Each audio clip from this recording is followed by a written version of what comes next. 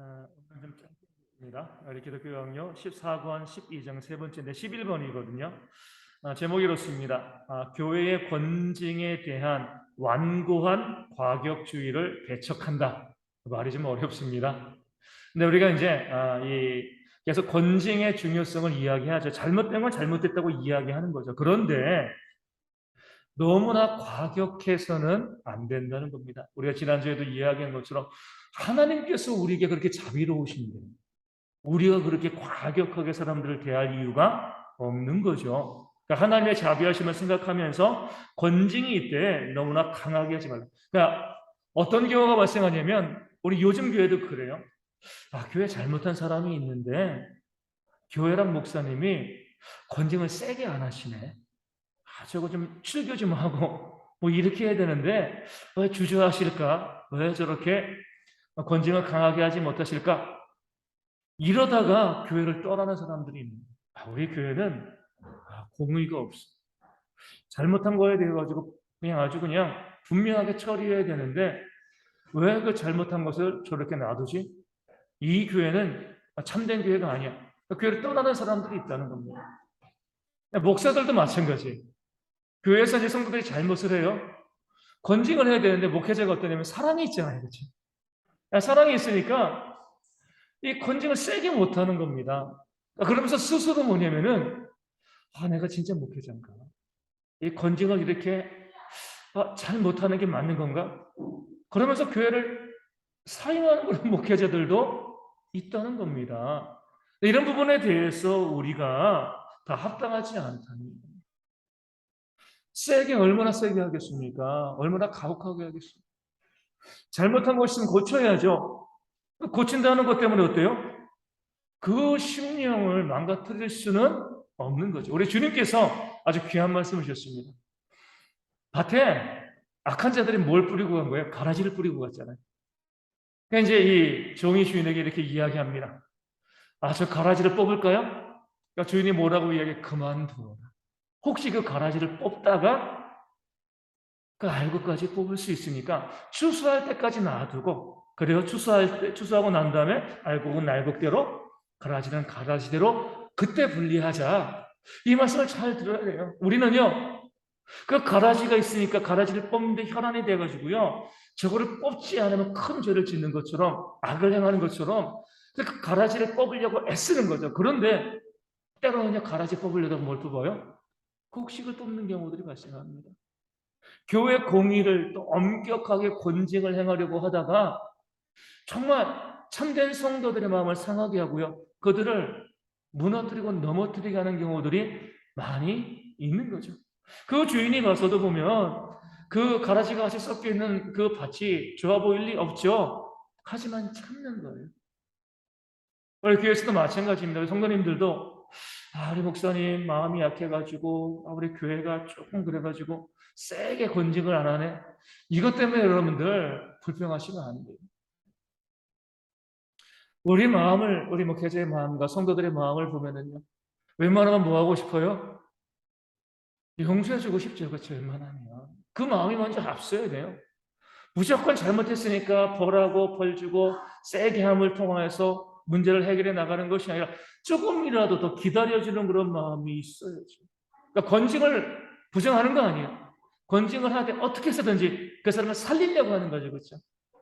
그러니까 기회를 주려고 애쓰고 노력하는 그런 모습이 있어야지 우리는 교회가 너무 오랜 시간 동안 너무 과격해졌어요. 그래서 제가 지난주에 말씀드린 것처럼 권징을 아주 잘하는 교회는 대부분 이단입니다. 그렇죠?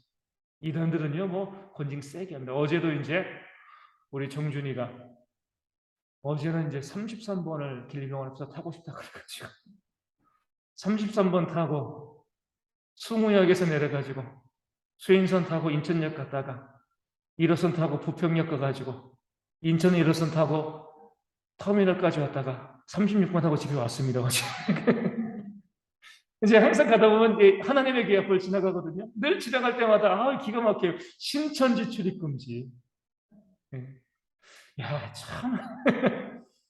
이단도 이단은 싫어하는구나. 이 생각을 많이 이제 하게 되어지는 건데, 이단일수록 더 민감하게 받는. 그래가지고 권징이 셉니다. 강력해요.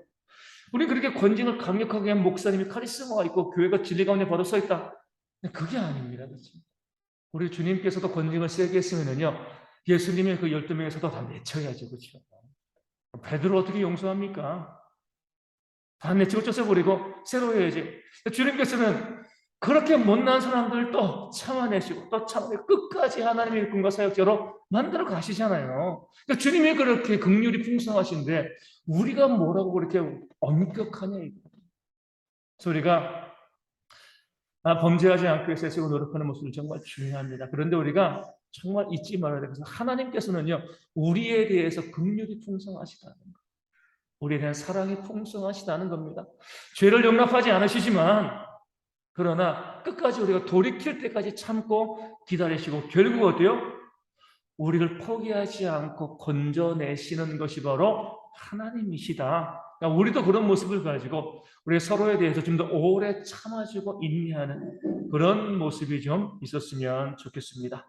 12번 보면 혼란을 일으키는 엄격주의 도나투스파와 제세례파 이 사람들은요 감독들이 교회에서 권징을 엄격하게 하지 않는다고 해서 교단을 분리해서 나가버렸습니다.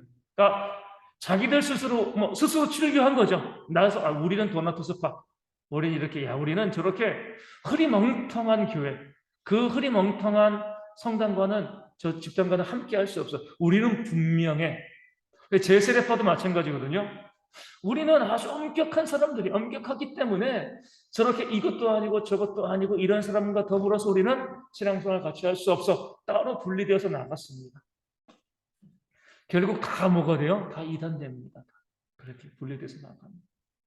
왜냐하면 왜 저렇게 교회가 민기적거릴까? 왜 저렇게 교회가 분명하지 않을까? 그 이면에는 뭐가 있는 거예요? 우리는 선하다는 거. 우리는 거룩하다. 우리는 전체 최고야. 우리는 정말 조금이라도 악을 용납하지 않는 우리는 진짜 신앙입니다. 그런 사람이 어디 있습니까? 앞에도 이제 오전에 제가 에녹에 대해서 말씀드렸잖아요. 그렇게 성경에서 보면 물론 짧게 나와 있지만 흠잡을 것이 없는 사람이지만 그도 완벽하진 않습니다. 좀 더 온전할 따름이죠. 그렇죠? 누가 완벽할 수 있나요? 누가 완전히 거룩할 수 있나요? 아무도 그럴 수가 없습니다. 근데 우리가 다른 사람의 그 눈에 있는 그 티끌 때문에 내 눈에 있는 들불을 보지 못하고요. 그냥 분리되어져 나가고 나는 이거 마음에 들지 않아. 이것 자체가 하나님 보시기에 합당하지 않다는 거죠. 우리가 그렇게 보면은 이제 그런 분들 있잖아요. 아주 이제 흔히 말하는 메뚜기처럼 신앙생활 하시는 분들이 있어요. 교회를 갖다 그냥 수시로 옮겨 다니는 겁니다. 수시로.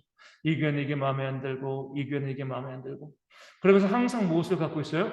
나는 거룩하고 나는 선하고 나는 신앙생활 잘하고 있어. 그 교회를 변화시키기 위해서 애쓰지도 않고 노력하지도 아니하고요. 무조건 비판하고 정죄만 하는 겁니다. 그러니까 교회에는 헌신이 없어요.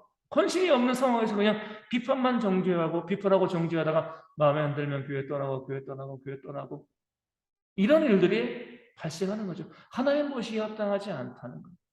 교회가 마음에 안 드는 부분들이 있을 수 있습니다. 부족한 부분들이 있어요. 하지만 내가 최선을 다해서 노력해야죠. 그렇게 해도 안 되면 우리가 눈물을 머금고 교회를 떠날 수는 있어요. 그렇죠?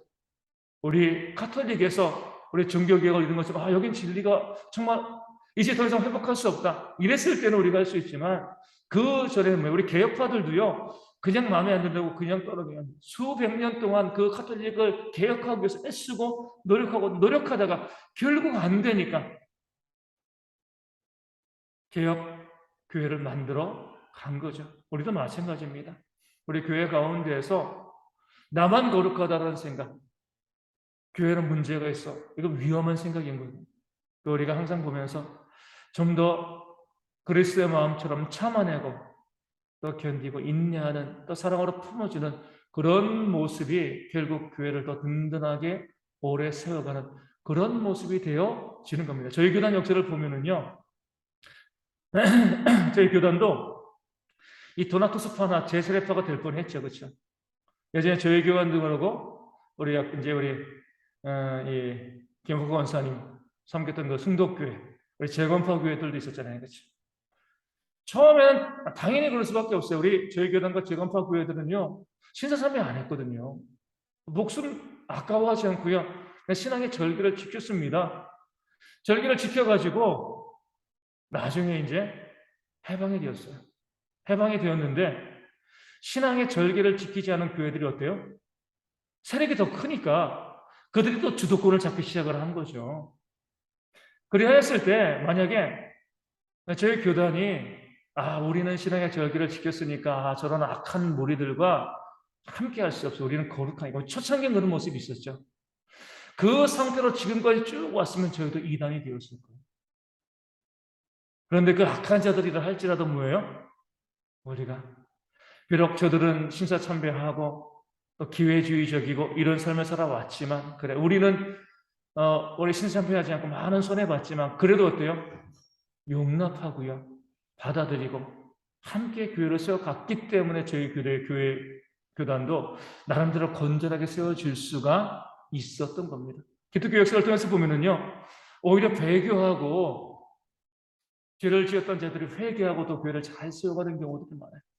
안타까운 것은 진리를 지키겠다고 순수하다고 그러니까 자기 주장만 하던 그런 집단들은 거의 다 이단으로 또 도태되고 사라졌습니다. 그래서 우리가 항상 하나님 믿는 자로서 좀 더 화목하게 품어주고 용납하는 그런 모습들이 우리 가운데 좀 많이 있어야 할 줄로 믿습니다. 13번 보면 어거스틴은 분별력 있는 권징을 요구한다.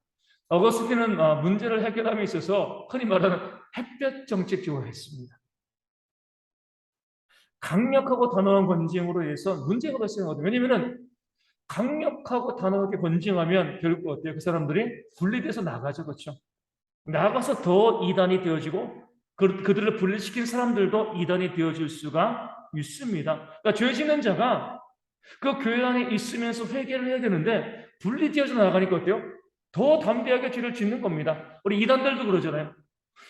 아직 이단이 되기 전에 교회 안에 있을 때 그들을 고쳐나가야지. 쟤 이단이야, 나가. 그럼 나가면 활개를 치는 거죠. 제멋대로. 그러니까 우리가 항상 그런 위험성이 있기 때문에 강력한 권징이 오히려 죄를 더 심화할 수 있다는 것을 아셔야 돼요. 그러니까 교회 안에 어떻게든지 어때요? 우리가 끌어안고 고치려고 애쓰고 노력해요. 우리 자식들도 그러잖아요. 말 안 듣는다고 집에서 쫓아내면요. 그 자녀들이 밖에 나가가지고 건전하게 사나요?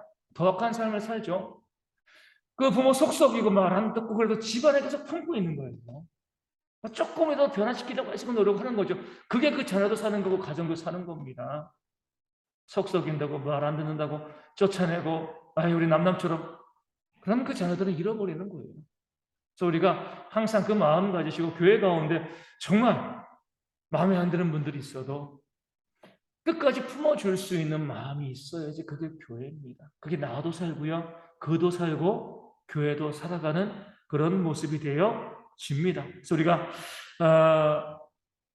칼빈은 그래서 이 어떤 그 공동체에 큰 죄가 있으면 무엇하길 원하냐면 교훈과 또 책망으로 이 방법을 써서 그들 끊임없이 권면하고 설득하고 변화시키는데 헌신할 것을 거기에 더 노력을 기울일 것을 그렇게 요구하고요.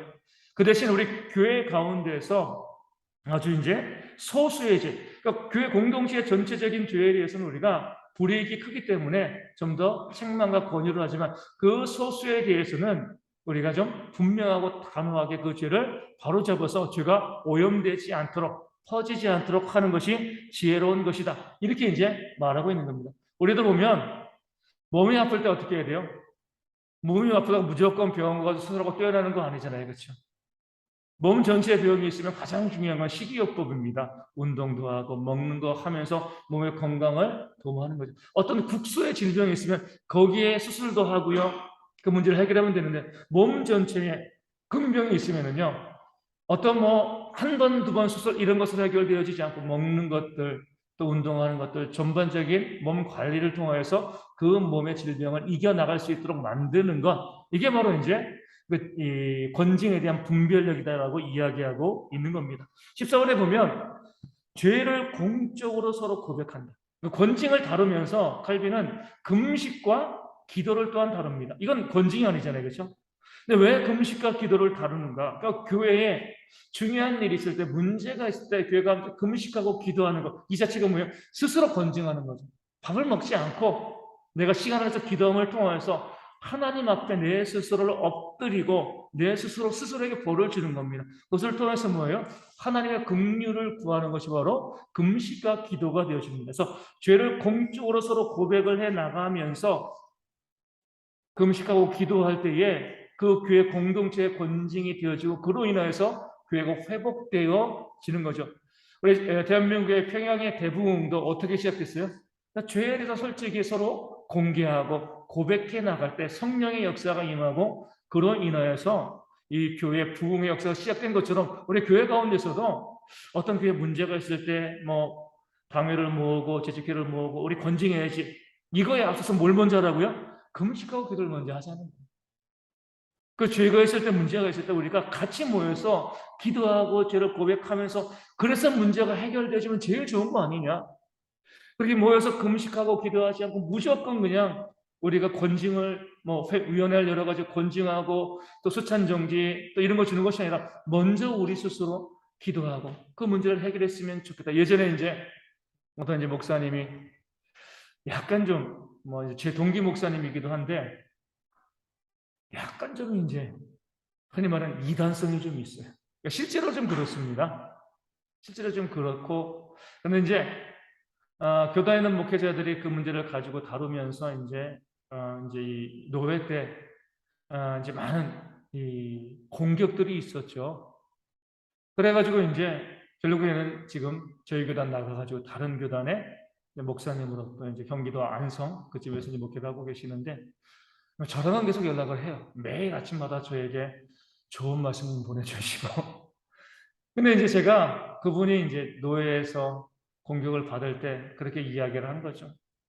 제가 봐도 문제가 있는 건 맞습니다. 저도 이제 문제가 있다는 것을 부정하는 건 아닙니다. 그런데 제가 좀 안타까운 건 뭐냐면 우리가 이분을 위해서 정말 한번 함께 모여서 기도해 본 적이 있는가? 금식해 본 적이 있는가? 우리가 정말 이분의 잘못된 것을 이야기하고 비난하고 정죄하기 이전에 정말 충분히 내가 내 스스로 이분을 위해서, 이 목사님을 위해서 내가 금식하며 기도하고 난 다음에 말을 하는 거냐? 아니면 한 번도 기도도 안 하고 쫓아내고자 하는 마음만 가지고 그렇게 이야기하고 있는 것이냐? 만약에 그렇다면 잘못된 것이다. 결국에는요, 그분이 교회를 나가셨지만 안타까운 건 그거예요. 어떤 문제가 있을 때 무조건 회의를 열고요, 쫓아내고 출교하고 이런 것만이 능사가 아니다. 적어도 그렇게 모여서 회의하기 이전에 먼저 뭐 하라고요? 기도하고 금식하면서 그 다음에 문제를 해결해도 늦지 않는데 우리가 스스로 기도하고 금식하고 이야기하진 않아요. 무조건 잘못이 있으면 지적하고 정죄하고 쫓아내려고 이런 것만을 하죠. 우리 교회 안에서도 마찬가지입니다. 어떤 분에 대해서 부정적인 부분들, 잘못된 부분들이 있으면 뭐 먼저 하시라고요? 먼저 기도 먼저 하세요. 그 잘못된 것을 우리가 이야기하고 또 고쳐줘야죠. 그렇죠. 잘못된 것이니까.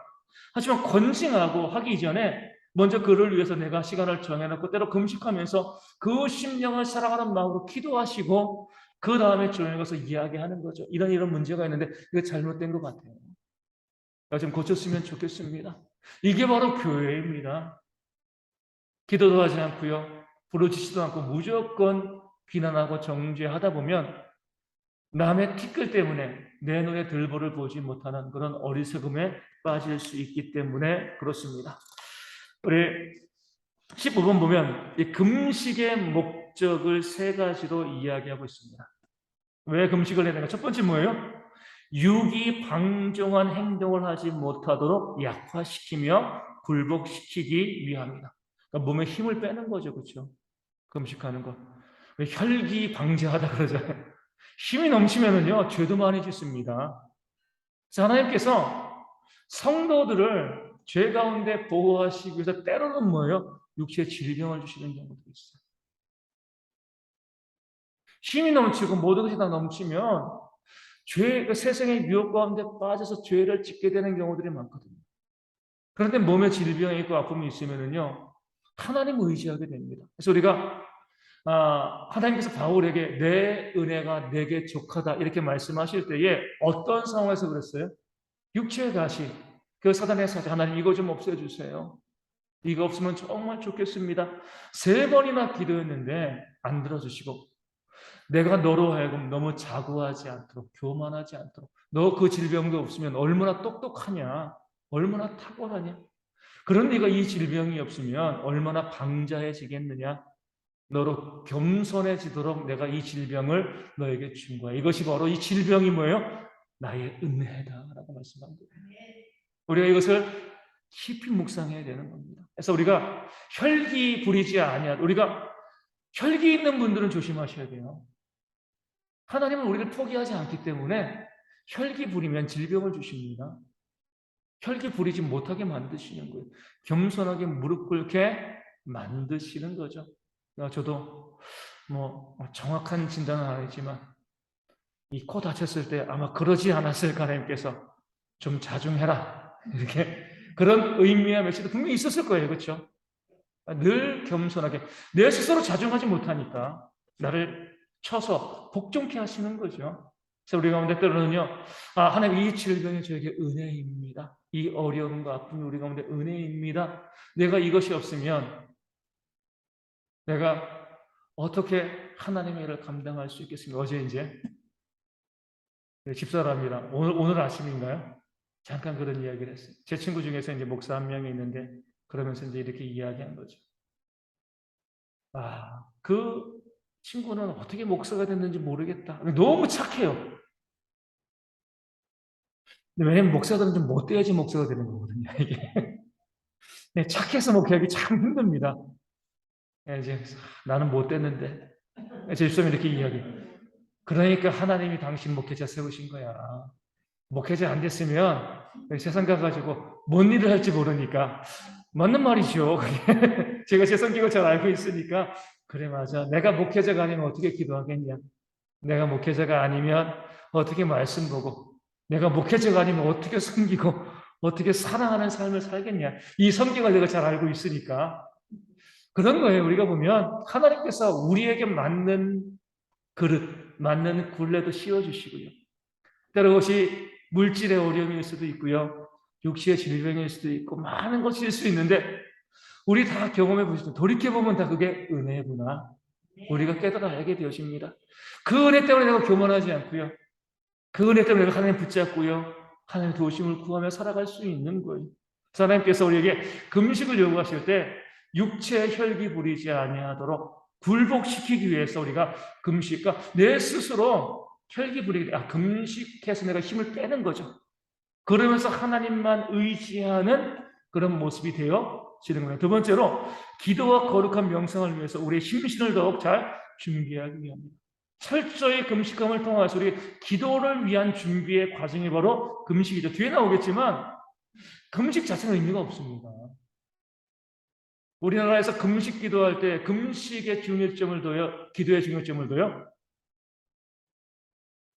금식 기도한다 그러면요. 금식을 더 알아줘요.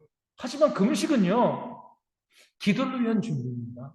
기도하기 위해서 금식하는 것이지, 금식만 있는 것은 다이어트죠. 그렇죠? 밥 안 먹는 건 다이어트예요. 우리는 기도하기 위해서 금식해요. 우리가 고난주간 금식 기도할 때도요, 그 밥 먹는 시간만은 기도해야지 그것이 의미가 있는 것이지, 나 고난주간에 금식했어. 의미 없습니다. 기도하기 위해서 우리가 금식하게 되어지는 거예요. 그래서 우리가 많은 분들이 금식만 중요하게 생각을 해요. 나 안 먹었어, 안 먹었어. 금식을 자랑하죠. 하지만 중요한 것은 기도입니다. 우리도 주일날 오전에 찬양하지만 우리 찬양과 예배, 다음 주에 우리 이부 해피버 성가대 우리 찬양 선언데 왜 성가대 찬양을 해요? 왜 예배 중에 성가대 찬양이 있죠? 우리 노래 잘한다 이거 자랑하는 거 아니잖아요. 성가대 찬양하는 것은요, 말씀으로 길을 열어놓는 거예요. 성도들이 그 찬양으로 은혜를 받아가지고 하나님의 말씀으로 길을 열어가는 겁니다. 그게 찬양의 의미가 돼요. 하나님을 찬양하지만 그 찬양으로 성도들이 영적인 은혜를 받아가지고 말씀에 집중하도록 만드는 것이 바로 찬양이 되어지는 거예요. 그런데 우리는 어때요? 우리 젊은이들은요, 말씀은 중요하지 않죠. 뭐가 중요해요? 찬양만. 예전에 말씀드린 것처럼 목사님 이번에 여름 수련회가 너무 좋았어요. 뭐가 좋았어요? 찬양이 너무 좋았어요. 목사님 무슨 말씀하셨어? 그건 모르겠어요. 이게 젊은이들이에요.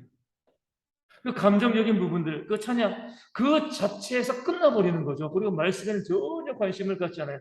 마치 금식은 하되 기도하지 않는 것. 말로는 금식 기도했다고 하지만 실제로는 뭐예요? 밥만 굶은 거예요. 기도하지 않습니다. 이건 의미가 없어요. 모든 금식은요, 기도하기 위해서 금식하는 겁니다. 기도로 내 마음을 하나님께 드리기 위해서 금식하는 것이지 금식 자체로는 유익이 없습니다. 그래서 세 번째 보면 하나님 앞에서 우리의 죄를 고백하고자 할 때 하나님 앞에서 우리 자신을 낮추는 증거를 보이기 위함이다. 뭐냐면 하나님 나 예전에 석고대제 하는 것처럼 정말 내가 내 죄에 내가 잘못한 거 알고 있습니다. 내 스스로 밥을 먹지 않은 것을 통하여서 내가 하나님 앞에 좀 낮은 모습으로 긍휼을 바라면서 나갑니다. 이렇게 나아가는 거죠. 우리 가정에서 남편이 아내에게 잘못을 했어요. 그 아내에게 그리고 아주 그냥 당당하게 나가가지고 용서해줘. 그러면 어때요? 용서해주지 않죠. 표정도 그러고 뭔가 죄송한 얼굴빛 뭐 이것저것 뭐 하면서 미안해 미안해 이렇게 해야지 그 모습 보고 받아줄까 말까 한 것이지 잘못해놓고도요 당당하게 나아가면 용서해 줄 리가 없는 거죠. 우리 하나님의 긍휼을 구하는 것도 마찬가지입니다. 금식함을 통해서 하나님 제가 이렇게 밥 먹을 만한 자격도 없는 자입니다. 나 이렇게 정말 부족하고 연약한 자입니다. 내 자신을 어떻게 보면 하나님 우리 마음을 아시니까 철저히 나 자신의 낮아진 모습, 부족한 모습을 보여줌을 통해서 하나님의 은혜와 긍휼을 기대하고 바라보는 것, 이것을 위해서 우리가 금식하는 것이다. 그렇지 아니하고 내 자신을 자랑하기 위해서 남에게 나 금식해서 뭐 40일 금식해도 몇 번 했어. 그 자랑하는 것 자체가 뭐예요? 금식의 의미에서 벗어나는 거죠. 아무도 모르게 철저히 하나님의 은혜를 바라보고 기도하기 위해서 우리가 금식하는 모습이 있을 때 거기에 하나님의 은혜가 충만하게 임하게 될 줄로 믿습니다.